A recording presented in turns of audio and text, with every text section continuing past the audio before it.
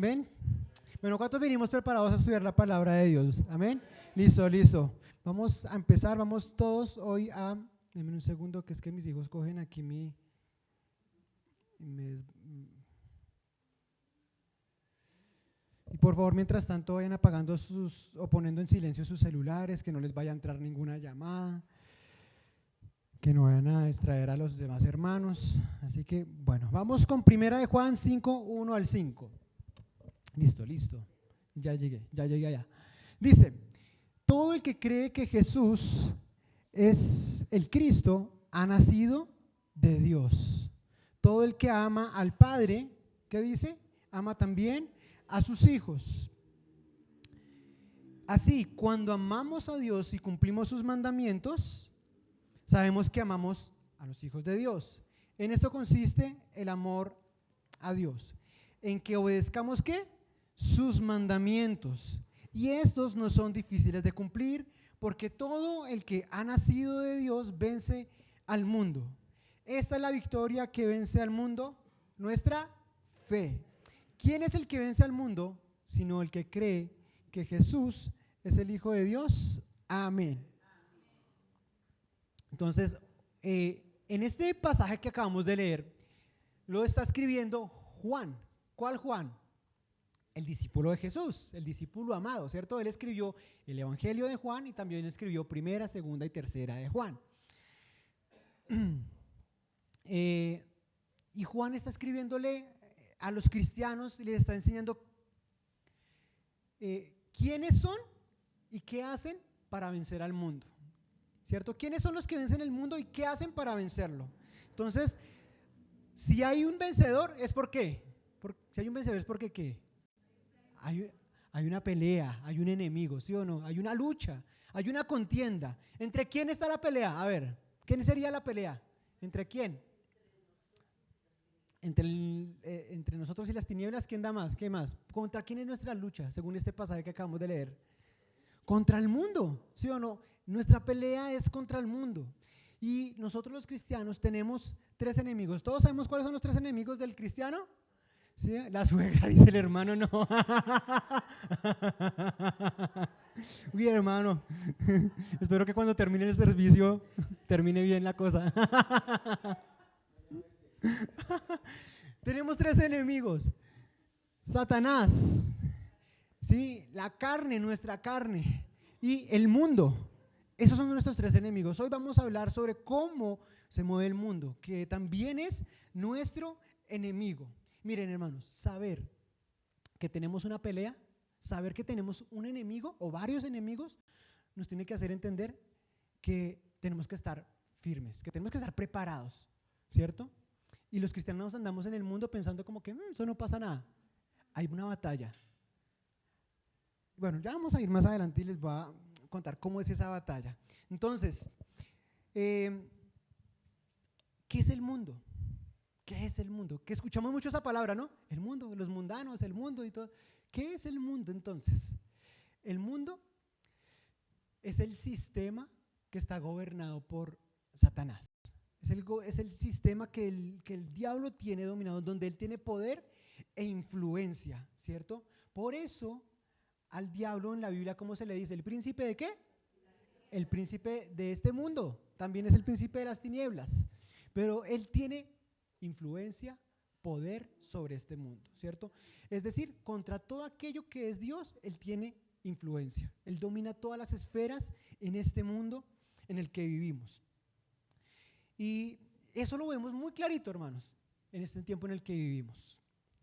Él tiene influencia en la esfera intelectual, académica, ¿cierto? Vemos ahora cómo crece el ateísmo, cómo crece el agnosticismo, ¿cierto? Porque quiere entrar a los jóvenes, le entra entrando en las universidades. En las universidades entra y los profesores van y adoctrinan a nuestros jóvenes. Y si nuestros jóvenes no están capacitados, no están bien formados, van a dejarse engañar por las doctrinas de este mundo, porque ahí Satanás tiene el control. Y quiere apartar a los jóvenes de todo lo que sea Dios. El enemigo quiere sacar a Dios de las universidades, de los colegios, de las familias. ¿Es verdad o no es verdad? Satanás está ahí. Esa es su meta, su objetivo, en los gobiernos, ¿sí o no? ¿Tiene poder o no tiene poder el enemigo? Claro que sí.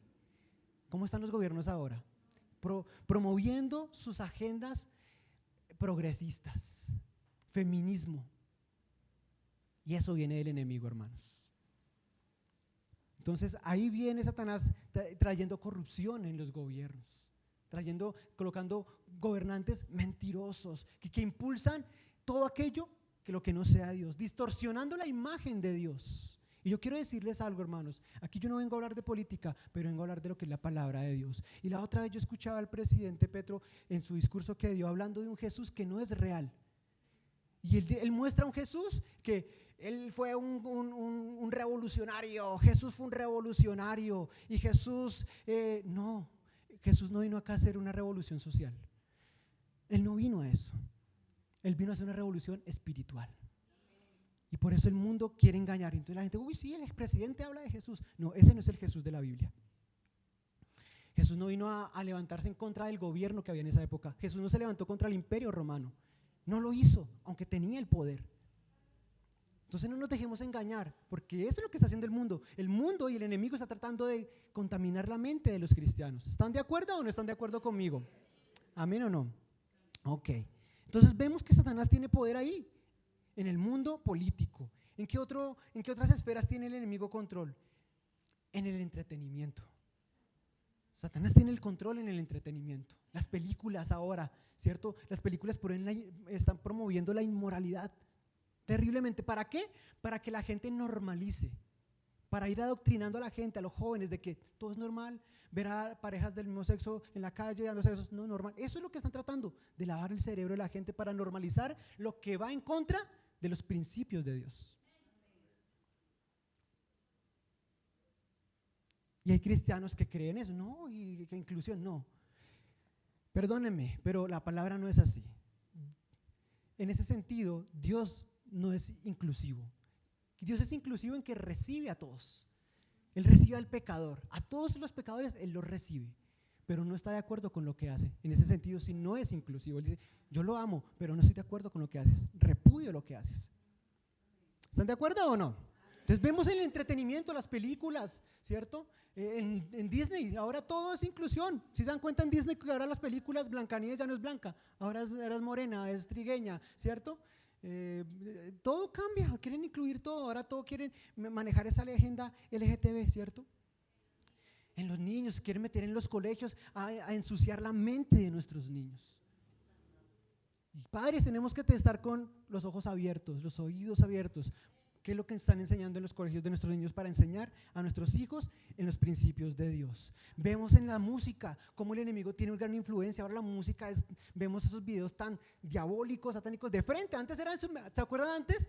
Que uno buscaba por allá los mensajes subliminales retrocediendo las canciones, y ustedes retrocedían las canciones y, uy, escuche, ahí dice diablo, ahí dice algo, ¿cierto? No, ahora eso es de frente, ahora no hay mensajes subliminales, todo va de frente, ¿cierto? Los artistas más famosos de frente, que el triangulito, que no sé qué, y lo muestran de frente, sin vergüenza, los grandes espectáculos, ¿cierto? Ahí está. ¿Lo vimos en los Juegos Olímpicos o no? ¿se dieron cuenta? Y está de frente el enemigo ahí. A mí me da como preocupación e impotencia que ahora la música es muy tenaz, es terrible. Yo iba con mis hijos a una peluquería, ¿cierto? Llevaba a mis hijos ahí porque les hacían el corte chévere y no sé qué, pero ahí ponían reggaetón, primero a estallar, así, ¡ton! Y literalmente esas canciones son con groserías, o sea, literalmente son groserías, son vulgaridades. Y los videos ahí, los niños ahí, no más. Entonces la última vez que fui yo le dije, ¿sabes que no respetan? Ni siquiera ya respetan que hay niños ahí. Y yo le decía al señor que está ahí, porfa, podrían cambiar eso. Hay niños acá, o sea, porque la gente está insensibilizada, insensible. Ya no les importa, porque les parece normal que los niños escuchen esas porquerías. Entonces vemos que el enemigo tiene ¿qué? Control. ¿Y sabe qué es lo que quieren? El enemigo, tenernos en ese sistema, que normalicemos lo que Dios repudia. Entonces, eso es lo que quiere Satanás. Porque ¿qué dice la palabra de Dios?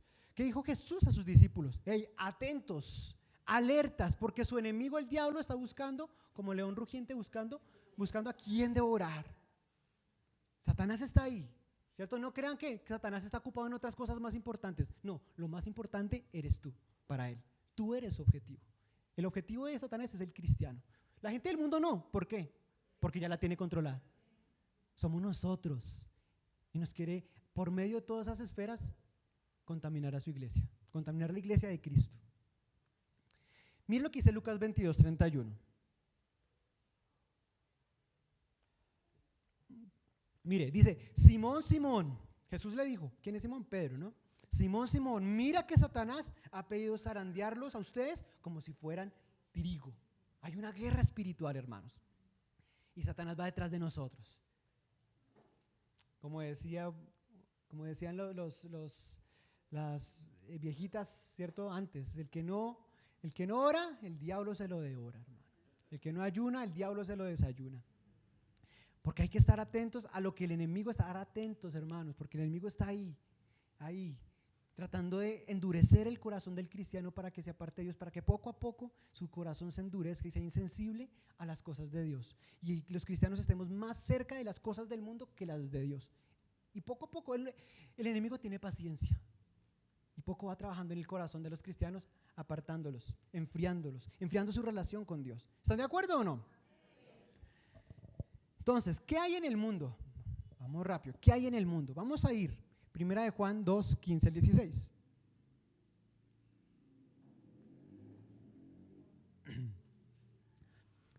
¿Estamos todos aquí? ¿Sí? Mire a ver si su hermano el de al lado está dormido o no. Si no, pues le pega su codazo. Listo, vamos. 1 de Juan, ¿qué dije? 2:15 dice, no améis al mundo ni las cosas que están en el mundo. Si alguno ama al mundo, el amor del Padre no está en él. Porque todo lo que hay en el mundo, los deseos de la carne, los deseos de los ojos y la vanagloria de la vida, no provienen del Padre, sino ¿de quién? Del mundo. Entonces, aquí nos explica qué hay en el mundo, ¿cierto? ¿Qué es lo que vemos en el mundo? ¿Cómo se mueve el mundo? Pero mira, me gusta más cómo está en esta, me gusta también, digámoslo así, me gusta también en la otra versión, la versión Nueva Traducción Viviente. ¿Sí te la mandé, Dieguito? Mire cómo está en la Nueva Traducción Viviente. Dice, no amen ¿qué? A este mundo ni las cosas que ¿qué? Que les ofrece. Porque cuando aman al mundo, no tienen el amor del Padre en ustedes. Pues el mundo solo ofrece ¿qué? Miren eso, un intenso deseo por el placer físico. Un deseo ¿qué? Insaciable por todo lo que vemos. Y un orgullo de nuestros logros y posesiones. Nada de esto proviene del Padre, sino que viene ¿de dónde? Del mundo, clarito, ¿sí o no? Vamos, ¿qué es lo primero que dice entonces? Los deseos de la carne. ¿Cuáles son los deseos de la carne? ¿Cierto? Vamos a ir a Gálatas 5, 19 al 21.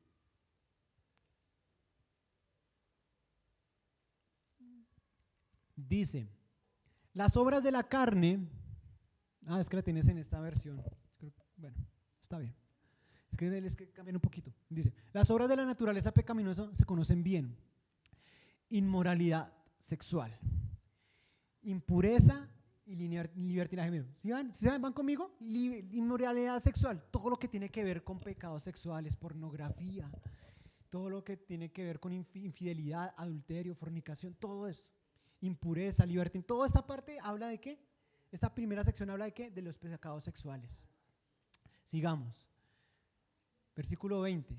Idolatría y brujería, eso es lo que practica el mundo, ¿cierto? La gente anda buscando saber su futuro, la hechicería, la gente cada vez se está metiendo en cosas oscuras, ustedes supieran cuánto los jóvenes se están metiendo en cosas espirituales, pero en lo malo, ¿no? Buscando hacer viajes astrales. ¿Saben qué es toda esa vaina? ¿No saben? Desdoblarse, todas esas cosas los jóvenes las están buscando mucho ahora. Miro qué más dice. Idolatría, ¿cierto? Adorar a alguien más que no sea Dios. ¿Qué más dice ahí? Odio, discordia, arrebatos de ira, rivalidades, disensiones, sectarismos. Es decir, estar en una mala relación con mi prójimo, odiando a los demás. Eso es la carne. La carne quiere eso, que practiquemos esas cosas. Dice, ¿qué más dice? Envidia, borracheras, orgías y otras cosas parecidas. Les advierto ahora, como antes lo dice, que los que practican ¿qué? No heredarán el reino de Dios, ¿cierto? Todas esas son las obras de la carne, ¿cierto? Todas esas cosas son las obras, que eso es lo que hay en el mundo. En el mundo ahora hay, ¿cierto? Odio, leíamos ahorita odio, peleas. ¿Cómo está el mundo ahora? Métase en redes sociales a ver cómo está el mundo. Si estamos en amor. Mano, es unos agarrones en internet, ¿cierto? Usted métase a ver un artículo político, ¿cierto? Y mire los comentarios. No, esa gente se mata por esos comentarios, ¿sí o no? Y el enemigo nos quiere ahí, en esas peleas, en esas contiendas. Ahora, ¿qué es lo otro? ¿Cierto? Primero son los deseos de la carne. ¿Los deseos de qué? Lo segundo, los deseos de los ojos. Los deseos de los ojos. Que en la otra versión decía que un intenso deseo, un deseo insaciable por todo lo que vemos. Y ahora, esa es la realidad. ¿Sí o no? La palabra de Dios dice en Salmos o en Proverbios, no recuerdo, dice que una de las cosas que son insaciables es el ojo humano. Queremos todo lo que vemos. ¿Cuánto no estamos bombardeados de publicidad, cierto? Todos los días a comprar y a comprar. ¿Cuántos tienen Temu en su celular? No, mentira, no digan. Temu, compre. Entonces queremos más. Estamos en una sociedad donde queremos más y más y más.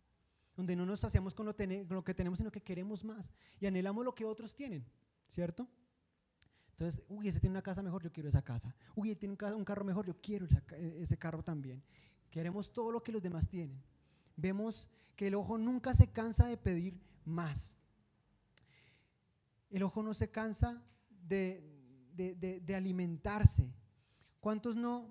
Estamos en un sistema donde hay poco agradecimiento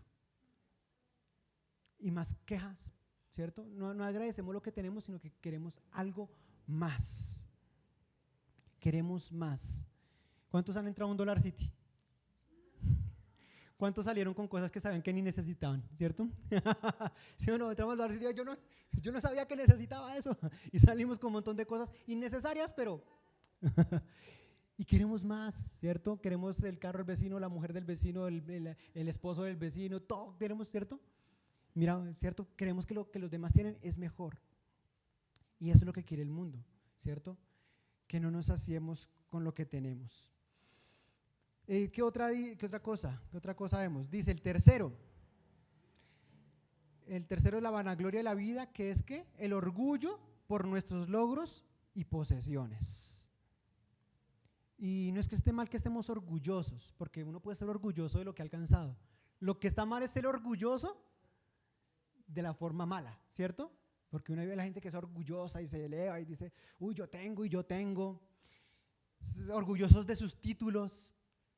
¿Ustedes no les han pasado que hay gente que se presenta no con su nombre, sino con su profesión?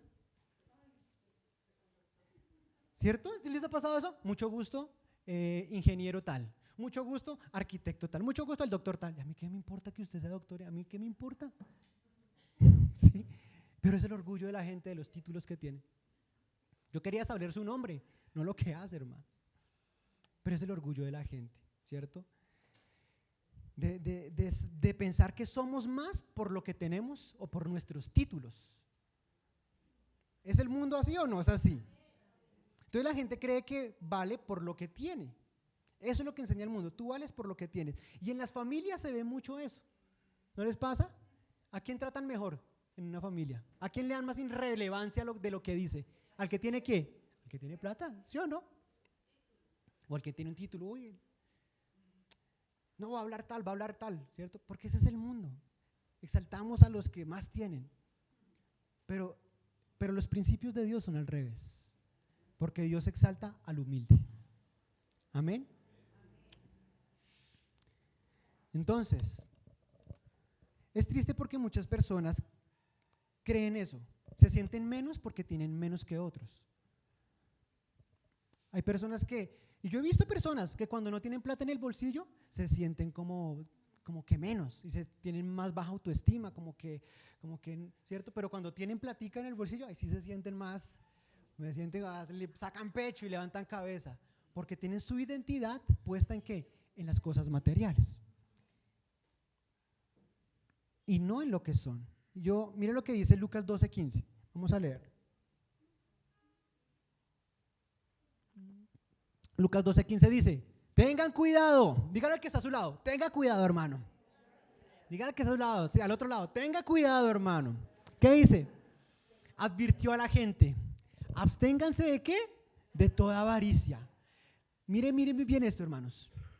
La vida de una persona no depende de la abundancia de sus bienes. Tu vida no depende de lo que tienes. No vales por lo que tienes, vales por lo que eres. Y eres hijo de Dios. ¿Cuánto le dan gloria a Dios por eso? Amén. Fuerte ese aplauso para el Señor. Tú vales porque eres hijo de Dios. Tú vales porque Él te dio una posición, te dio un lugar. Tú vales porque Él perdonó tus pecados, porque si no, no valdríamos nada. ¿Cierto? Tú vales porque Dios te dio un propósito. Y los propósitos de Dios no es atesorar. Los propósitos de Dios son eternos. ¿Sí? Entonces por eso el propósito de la gente se distorsiona. La gente en el mundo tiene el propósito de la vida distorsionado. Entonces, ¿qué dice la gente? ¿Sí o no? Dicen, la vida es para vivir, la vida es una sola y hay que vivirla. ¿Sí o no? ¿Se han escuchado esa frase? La vida es una sola, disfrútala, vívela como tú quieras, lo importante es que tú seas feliz. Y la excusa es, desde que tú no le hagas daño a nadie, haz lo que quieras. Y tenemos distorsionado. Entonces pensamos que el propósito de la vida es placer, desenfreno, libertinaje, ¿cierto? Porque la vida es una. Y el principio de Dios es al revés. La vida es una sola, cuídala. Y vive para Dios, porque no tienes más oportunidades. Es al revés, hermanos. ¿Están de acuerdo o no? Otros dicen, ¿cierto? El propósito en la vida es construir una empresa, tener tantas cosas, ¿cierto? Y no es que esté mal, pero ese no es el propósito de la vida. Eso hace parte de la vida. ¿Me hago entender la diferencia? Mi propósito no es llegar a tener mucho o tener cosas materiales. Eso hace parte de la vida. Tenemos que trabajar, tenemos que hacer cosas para vivir. Pero seamos agradecidos con lo que tenemos. Si Dios quiere darnos más, gloria a Dios por eso. Pero el propósito de la vida no es tener más. Los propósitos de Dios son ¿qué? Eternos. Otros piensan, ¿cierto?, que el propósito de la vida es estudiar. ¿Se han dado cuenta que hay gente que nunca para de estudiar? ¿Está mal eso? No, no está mal eso. Lo que está mal es pensar que ese es el propósito de la vida. Eso hace parte de la vida, pero no es el propósito en sí.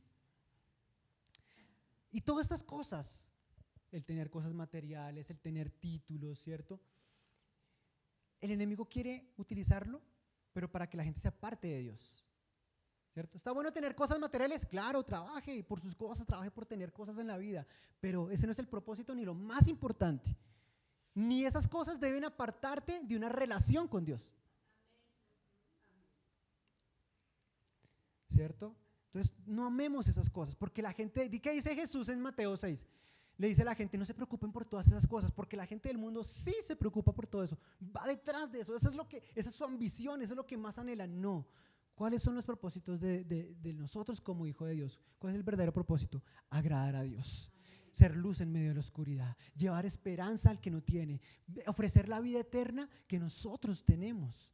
Ese es el propósito de la vida. Y las demás cosas, ¿cierto?, vienen por añadidura. Jesús lo dijo, no se preocupen por todo eso. Más bien, ¿qué? Busquen primeramente, ¿cierto? Y des en cuenta de esa palabra, no es únicamente. Jesús no dijo, buscan únicamente, no, primeramente. Porque hay que buscar otras cosas. Hay que buscar la papita, como decimos, ¿no? Hay que buscarla, pero no primeramente. ¿Primeramente qué? El reino de Dios. Primeramente, buscar lo que Dios quiere, estar con nuestra mirada puesta en las cosas ¿de qué? Del cielo, como lo dice Jesús. Entonces no amemos las cosas que el mundo quiere anhelar y quiere tener. Nosotros tenemos otras ambiciones, Mira lo que dice Santiago 4:4.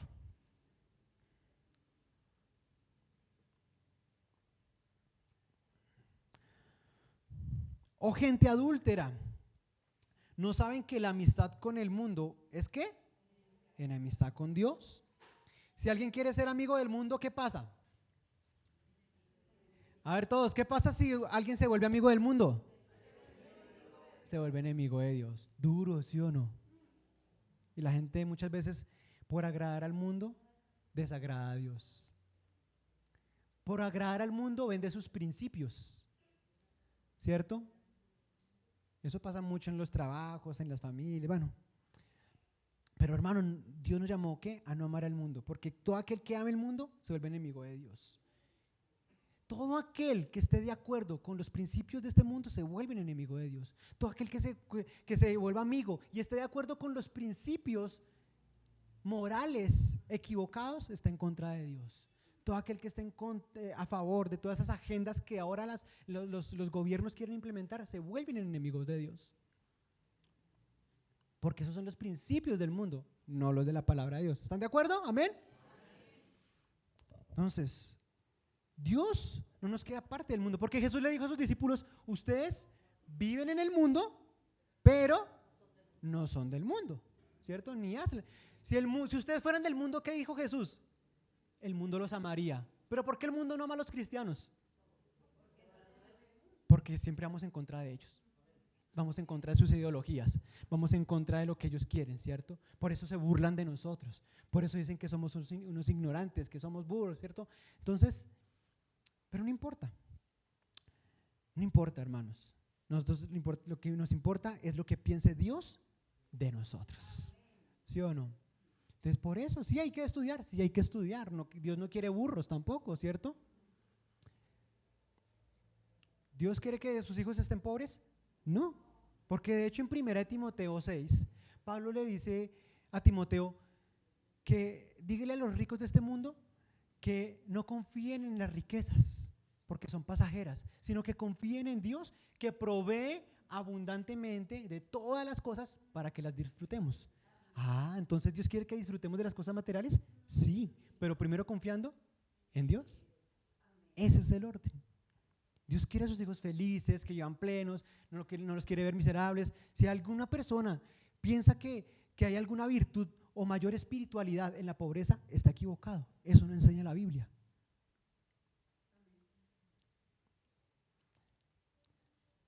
Entonces, ¿qué es el mundo? Es buscar la plenitud, pero en contra de los principios de Dios, en contra de lo que Dios quiere. Ahora, ¿qué vamos a hacer para vencer al mundo? ¿Listo? ¿Vamos para allá? ¿Todos quieren saber cómo vencer este sistema? ¿Cómo no ser vencidos por ese sistema en el que estamos? Vamos entonces al primer pasaje que estábamos leyendo al principio. ¿Cuál era? Primera de Juan. Sí, señora, esa hermana está atenta. Bien. Bien, Estefi. Primera de Juan, vamos, capítulo 5, versículo 1. Dice, todo el que cree que Jesús es el Cristo, ¿qué? Ha nacido de Dios. Entonces, este primer punto, este primer pasaje nos está hablando de identidad. ¿De qué? Entonces, mire lo que dice, todo aquel que acepta, que cree que Jesús es el Cristo, ha nacido de Dios. Todo aquel que acepta a Jesús como Señor, ha nacido de nuevo. Todo el que recibió a Jesucristo en su corazón, ¿cierto? Ha nacido de nuevo. ¿Por qué? Escuchen esto, hermanos. Esto no se trata de un asentamiento intelectual, ¿cierto? Porque muchos creen en Dios, muchos creen en Dios y muchos creen que Jesús murió y muchos creen que Jesús resucitó, ¿cierto? Pero lo creen que aquí, de una forma intelectual. Dicen, sí, pero es que eso no es lo que nos hace hijo de Dios. Es creerlo con el corazón. Miren lo que dice Santiago 2:19, para que me crean, para que vean que es que yo no me lo invento. ¿Qué dice? ¿Tú crees que hay un solo Dios? Magnífico, chévere, bacano. También, ¿qué dice? Los demonios lo creen y tiemblan. Los demonios saben que Dios es Dios. Los demonios saben que Jesús es el Mesías, pero no se someten a Él.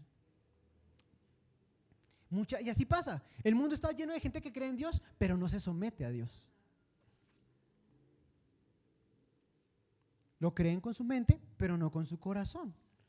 Entonces, es importante creerlo con el corazón para que sea una verdad en mi vida. Cuando yo creo que Jesús de corazón es el Señor, mi corazón cambia. Mi corazón es transformado, ¿sí? Jesús por eso le dijo a Nicodemo, Nicodemo, es necesario que tú nazcas de nuevo.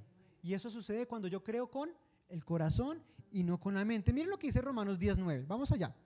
Romanos 10:9. ¿Están listos? Romanos 10:9. Romanos 10:9 dice, ¿sí? ¿No te lo di? Bueno, dice, el que confiesa con su boca que Jesús es ¿qué? El Señor. ¿Y cree en dónde? ¿En la cabeza? ¿En su mente? ¿No? En el corazón. Y crees en tu corazón que Dios lo levantó de los muertos, de entre los muertos serás salvo. ¿Quién es salvo? ¿Quién nace de nuevo? El que cree que Jesús es el Señor, pero lo cree de corazón. ¿Qué implica entonces esto? ¿Qué implica confesar a Jesús como Señor? ¿Cierto? ¿Qué implica eso? ¿Qué implicaciones tiene? ¿Qué quiere decir cuando todos decimos, tú eres el Señor? Es que yo ya no soy el que mando, es Jesús. Yo no hago lo que quiero, ahora hago lo que Dios quiere. Y cuando estamos dispuestos a hacer eso, entonces nacemos de nuevo y podemos vencer al mundo, porque el mundo ya no es nuestro Señor, sino que Dios es nuestro Señor. Por eso Jesús le dijo a los fariseos, ustedes son de vuestro padre el diablo, porque hacen y cumplen los deseos de él. Pero los hijos de Dios aman hacer la voluntad del Padre. ¿Y su Padre es qué? Dios. Entonces, cuando alguien nace de nuevo, ¿cómo se nota? Su corazón cambia. Cuando alguien recibe de verdad al Señor, cambia su corazón y ya repudia las cosas del mundo. No como que, sí, un poquito acá, sí, aquí también con Dios un poquito, pero allá me gusta harto. No, el que ama al mundo es ¿qué? Enemigo de Dios. El que nace de nuevo, que con su corazón creyó en Jesús, ya aborrece. Dice, no, no quiero más eso. Porque Dios aborrece eso, yo también lo aborrezco. Y Satanás quiere tentarnos para que amemos al mundo. Todo el tiempo. Y por eso tenemos que estar atentos. Por eso tenemos que estar atentos de que estamos en una ¿qué? Lucha espiritual. Entonces, cambia en nosotros, cambia nuestro corazón. Cambia nuestra vida, cambia nuestros deseos. El deseo de un cristiano cambia. Ya no desea eso, dice como que empieza y ahora quiere hacer, ama hacer algo. No es algo difícil, pero ya vamos para allá. A otra cosa que quiero comentarles. Entonces, eso no quiere decir que el cristiano no sea a veces vencido. A veces puede caer, ¿cierto? Es como una pelea de boxeo, ¿sí o no? Los dos reciben, ¿sí o no? Tin, tan, tómele, y puede caer, pero vuelve y se levanta, ¿sí o no? Que le cuentan ahí, 1, 2 y van, se levanta. Así es el cristiano, porque perfectos no somos, ¿cierto? Y el mundo nos puede tentar, el enemigo nos puede tentar y a veces caemos. A todos nos ha pasado, ¿sí o no? Porque ¿qué dice Pedro, ¿cierto? En sus epístolas. Dice, el que diga que no ha pecado es un mentiroso y hace mentiroso a Dios. Todos pecamos. Entonces, a veces somos golpeados por el mundo y caemos, pero nos levantamos como hijos de Dios y decimos, no voy a caer más en sus trampas y voy a hacer la voluntad de Dios. Y ¿saben qué les digo, hermanos? La lucha es para siempre, mientras estemos en esta tierra. Es una batalla que nunca, por eso la palabra habla de algo que se llama la batalla de la fe. Estar todo el tiempo ahí, firmes, atentos a las acechanzas del enemigo. El enemigo, el diablo tiene planes contra ti. Él sabe cuál es tu debilidad, sabe por dónde, él tiene una estrategia. Ay, no, ¿usted cree que el diablo está por allá? No, él está ahí pendiente de usted. Mira, la debilidad de yo por aquí me le meto. Y como eres el que gobierna el mundo, ¿cierto? Influencia las cosas para que ellos vayan y te tienten a ti. Así funciona el mundo. Entonces lo primero que es identidad, saber que Jesús es el Señor, que yo le entregué mi vida a Cristo. Así puedo vencer al mundo, cuando yo me convierto en hijo de Dios y Jesús es mi Señor. Segundo, vamos al siguiente versículo. Versículo 2, Primera de Juan 5:2. Primera de Juan 5:2.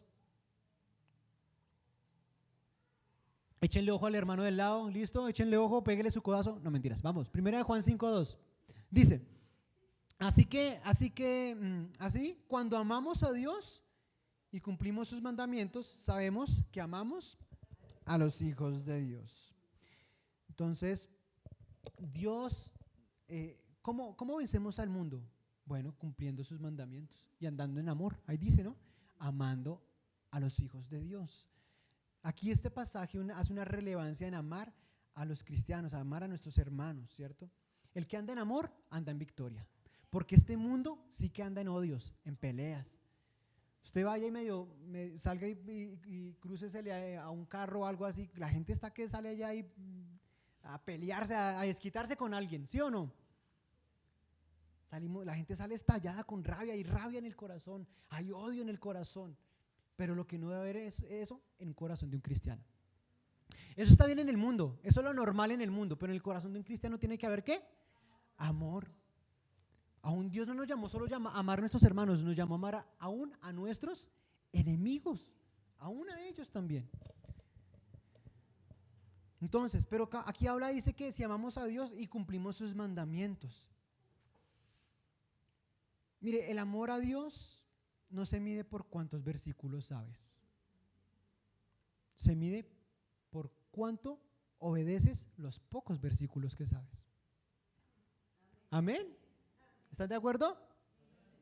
Entonces, el amor sin obediencia o el cristianismo sin obediencia es pura fantasía, es puro romanticismo evangélico. Pongámosle ese nombre, ¿no? Dios, te amo. Hijo, dame tal cosa. Uy, no, con eso sí, Señor, no te metas, eso es mío, eso me pertenece a mí, no. Señor, te amo, abandona esto. Uy, no, eso sí no, ¿cierto? Entonces, ¿cómo sé que amo a Dios? Obedeciendo sus mandamientos. Entonces, el amor a Dios se nota cuando obedeces, aunque no lo entiendas. ¿Dios te ha pedido cosas difíciles para dejar? ¿Sí? ¿Y te ha costado dejarlo? Eso es amor. Aunque duela, aunque no entienda, soltar es amar a Dios. Porque si soltamos, ¿cierto? Dios quiere llenar nuestras manos con algo mejor. Entonces, me gusta mucho que hace esta referencia al amor entre hermanos. Porque es que mire, Pablo cuando le escribió la carta a los Corintios, le escribió la carta a los Corintios porque se la pasaban agarrados.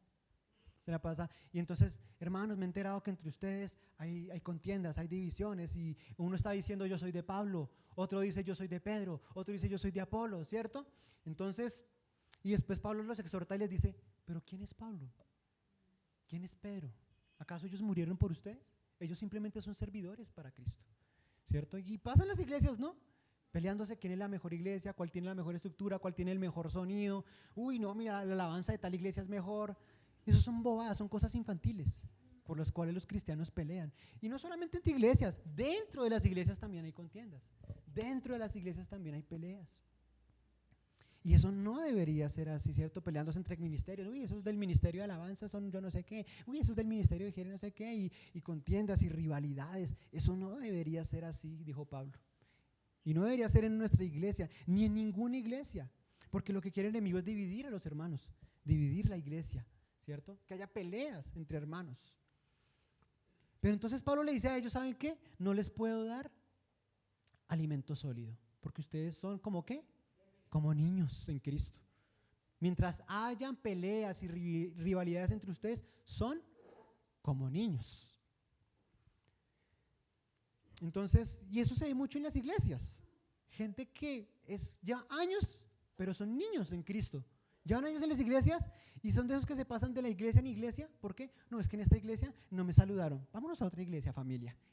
Vamos para allá, ¿cierto? Aquí el pastor pasó por el lado y ni me miró. Vámonos de aquí para esta otra iglesia, familia, ¿cierto? No, y dice, uy, es que esa hermana me habló mal, me miró feo y uy, no. Y me voy. ¿Por qué se va? No, es que el Señor me habló de ir a otra iglesia. ¿Cuál le habló? Dice que le habló. Se pone a echar mentiras. No, hermano, usted es infantil, inmaduro. Porque no camina en amor, porque aún es niño. Y no caminamos en amor. Si no me saludó el hermano, bueno, pues, ¿qué pasó? Supérelo. No se delique, hermano. Si lo miraron feo, pues, hermano, eso lo va a encontrar en el mundo, está en su propia familia. Ahora se delicó porque fue en la iglesia, ¿cierto? Entonces vamos hacia adelante, hacia la madurez. ¿Están de acuerdo o no? Entonces, caminemos en amor con todos, y caminemos en amor no solo en la iglesia, caminemos en amor en nuestro trabajo, en nuestra familia, ¿cierto? Porque nosotros somos luz en medio de la oscuridad y tenemos que ser testimonio, ¿cierto? Y así vencemos al mundo, aunque en su trabajo, donde tú trabajas, los demás hablan entre sí, ¿cierto? Porque eso pasa en los trabajos o no pasa, chismosean del otro, usted no haga eso, hermano, usted camine en amor y del ejemplo, haga la diferencia porque nosotros vinimos a mostrar el amor de Cristo. ¿Amén o no están de acuerdo? ¿Cuántos van a aceptar ese desafío de ser amor en medio donde estén? ¿Amén? Amén, vamos a hacerlo. Entonces, siguiente punto. Aún seguimos en este punto del amor. Miren lo que dice el siguiente versículo, el versículo 3 de Primera de Juan 5, ¿cierto? Primera de Juan 5, el versículo 3 dice, en esto consiste el amor a Dios. ¿Qué? En que obedezcamos sus mandamientos. Entonces ya sabemos, si tú dices amar a Dios, ¿lo demuestras cómo? Obedeciendo sus mandamientos. O si Dios un día te dice, deja esto, lo dejo. Entonces así sabes si amas o no a Dios, si obedeces sus mandamientos. ¿Y qué dice después? ¿Y estos qué? No son difíciles de cumplir. Eso está muy chévere, ¿sí o no? Porque a veces nos parece muy difícil. ¿Les parece a veces difícil o no? ¿No? Ahí sí, ¿cierto? Ahí tan espirituales, tan espirituales, ya vinieron acá a hablar. A veces nos parece difícil, ¿sí o no? A veces nos es complicado. Pero ¿saben qué pasa? El primer punto, el que nació de nuevo, ¿cierto? Cuando uno nace de nuevo y aceptó de todo corazón a Jesús, lo que es una carga se convierte en un deleite. ¿Por qué? Porque el Espíritu Santo está dentro de ti. ¿Por qué es fácil cumplir los mandamientos? Porque el Espíritu Santo está dentro de nosotros. Si yo apago al Espíritu, porque la palabra dice, no apaguen el Espíritu. Si yo apago el Espíritu, cumplir los mandamientos de Dios es ¿qué? Difícil. Entonces sí, a veces es difícil hacer los mandamientos de Dios. ¿Por qué? Porque apagamos el Espíritu. Pero si el Espíritu de Dios en nosotros está encendido, ¿es qué? Fácil. Porque ya no somos nosotros, sino que es Cristo en nosotros, ¿cierto? Entonces, porque el Espíritu Santo, ¿qué dice la Biblia? Él produce el querer como el hacer. Entonces el que nace de nuevo, obedecer a Dios es, no, quiero hacer la voluntad de Dios, amo hacer la voluntad de Dios, quiero hacer lo que Dios quiere que yo haga. Entonces cuando hay amor, hermanos, hacer algo no es sacrificio, es deleite, es un gusto. Sí, todos pasamos por la etapa de noviazgo, ¿cierto? Cuando somos novios, cuando uno está de novio, llevar a salir y esforzarse no es un problema. ¿Por qué? Porque hay amor. Cuando hay amor, es fácil hacer lo que sea. Entonces, el amor convierte la obediencia en un privilegio. El amor convierte los deberes en delicias. Qué hermoso es. El amor convierte ¿qué? Los deberes en delicias. Entonces, si tú dices, hacer esto para Dios es difícil, no me cae. Hay algo ahí, y es que el espíritu está ¿qué? Apagado. Porque ahí lo dice Dios, no son ¿qué? Difíciles de cumplir. Señor, me iluminaste, Dios. La unción. Amén, amén. Sí, estábamos hablando de la luz y ya se encendió la luz del Señor en nosotros. Y listo, vamos, la siguiente, versículo 4, la siguiente forma. Entonces la primera es ¿qué? Identidad, ¿cierto? La otra es ¿qué? La segunda ¿qué es? Obediencia, ¿cierto? Obediencia en amor. Y la tercera es fe. Vamos a ver si el versículo 4 de primera de Juan, ¿qué? 5. Versículo 4. Porque todo el que ha nacido de Dios, ¿qué? Vence al mundo. ¿Cuántos han nacido de Dios acá? A ver, levanten la mano. ¿Quién ha nacido de Dios? Tú venciste ya al mundo. Puedes vencer al mundo. Puedes vencer este sistema en el que estamos. Y esta es la victoria que vence al mundo. Nuestra fe. Nuestra fe va a vencer el mundo en el que estamos. ¿Y sabe qué me habla esta fe? De convicciones. Convicciones. Diga al que está a su lado. Convicciones. Porque a veces, muchas veces, aunque la palabra fe la entendemos, le damos como algo, a veces la tenemos como en un concepto muy pequeñito, como muy general, ¿cierto? La fe, ahí la fe. No, pero la fe son ¿qué? Convicciones. Es estar seguro de lo que tú crees. Es estar seguro de que tú eres hijo de Dios. Nosotros no estamos luchando para tener la victoria. Ya somos más que vencedores. Estamos desde la victoria. ¿Entienden o no entienden eso? Por eso Pablo dijo, yo soy más que vencedor. Entonces la gente piensa que porque no tiene dinero no es vencedora. No, tú ya eres vencedor, solo que estás pasando por un momento difícil. No, estoy pasando por tal cosa. No, pues, entonces la gente cree que es lo que está pasando por ese momento. Entonces cuando la gente está pasando por un momento difícil, estoy derrotado. No, hermano, usted ya venció en Cristo. Jesús ya compró la victoria por ti. Y yo les voy a decir algo, hermanos, no es optimismo, no es pensamiento positivo. La fe es saber quién es mi Padre y yo actuar como hijo. Eso es fe. No se trata de pensamiento positivo, no, es saber en quién pongo mi fe. Si mi fe es fuerte, porque tengo un Dios fuerte. Porque muchas veces los cristianos caen, porque su fe no está puesto en Dios, sino que está puesto ¿en qué?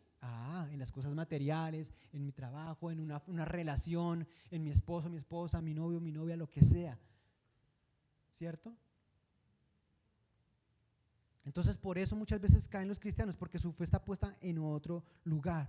Y mire, hermanos, yo soy testigo de que por fe he alcanzado muchas cosas cuando he confiado en Dios. Miren, es increíble cómo la palabra se cumple.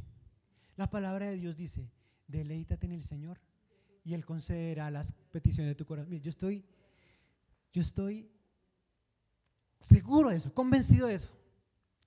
Mire, muchas cosas que he anhelado en mi corazón, Dios me las ha dado. Muchas. Cosas materiales, Dios me las ha dado. Lugares donde he querido vivir, Dios me los ha dado. No porque se los pido, porque, es que necesito ir. No, porque me he deleitado en Él y Él me ha concedido las cosas que quiero.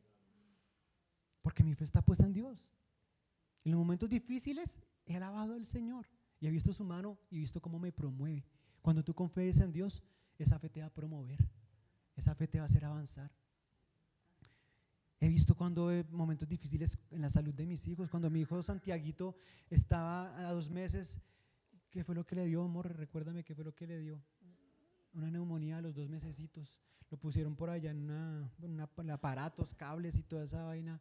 Y la muchacha que nos recibió en urgencias en la clínica San Rafael, nos dijo, no sabemos, probablemente, no sabemos si pase esta noche. Así nos dijo.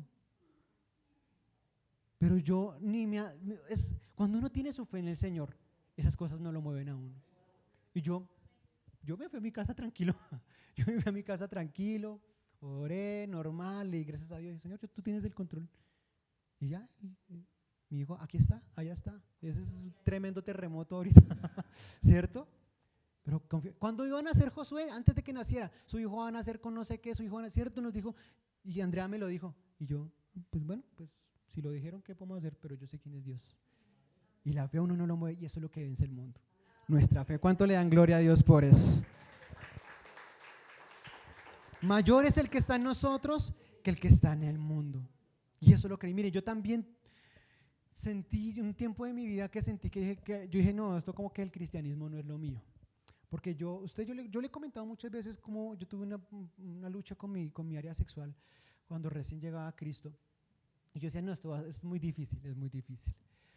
Y yo pensaba que no podía lograrlo. Pero un día leyendo un libro que me habló mucho a mí. Yo dije, no, voy a decidir quién soy en Cristo.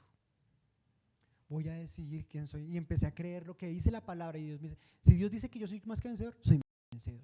Si Dios dice en su palabra que mayor es el que está en mí que el que está en el mundo, lo creo. Si la palabra de Dios dice que los que son hijos de Dios no practican el pecado, yo soy hijo de Dios y no lo voy a practicar. Y así empecé y me paré en esas promesas de Dios y aquí estoy sirviéndole al Señor. Y pude vencer lo que para mucha gente parece imposible, pero lo que es imposible para el hombre es posible para Dios. Gloria al Señor por eso. Sigámosle dando gloria a Dios porque Él es bueno y nuestro Dios es grande. Último, terminamos con esto. Versículo 5, ya es el último versículo. ¿Qué dice? Versículo 5. ¿Quién es el que vence al mundo? Sino el que cree que Jesús es el Hijo de Dios. ¿Te diste cuenta de algo, hermanos? No es una fórmula, es una persona y es Jesús. Jesús es el que nos da la victoria, hermanos.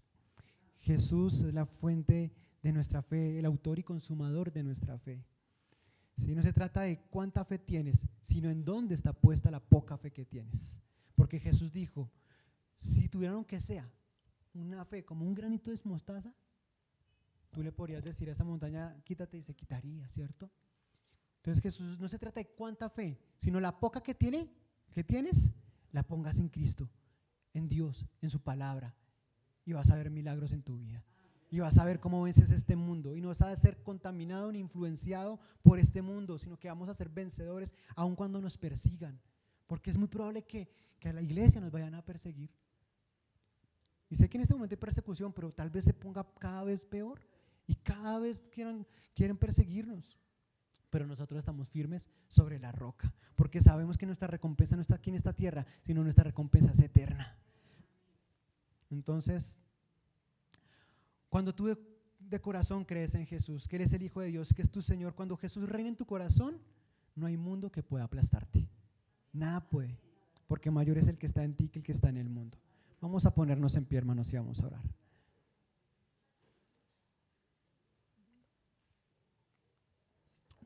Y yo les digo algo, hermanos, pongámonos en pie, vamos a alabar al Señor, vamos a orar y a buscarles. Yo les digo algo, hermano. Y vas a hacer un propósito,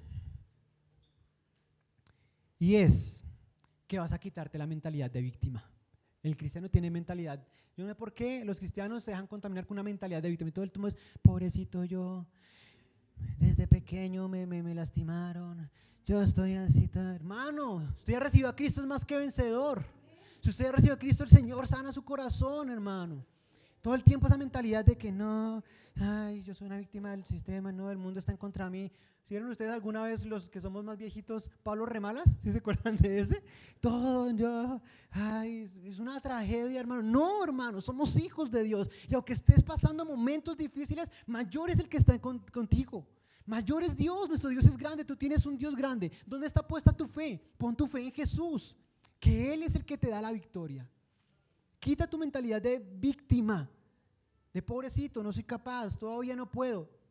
Tú puedes. No es pensamiento positivo, es saber que eres hijo de Dios, es saber quién es tu Padre. Entonces cierra tus ojos y vamos a orar.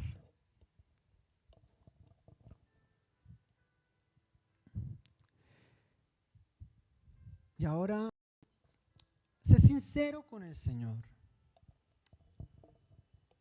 Sincero con Él.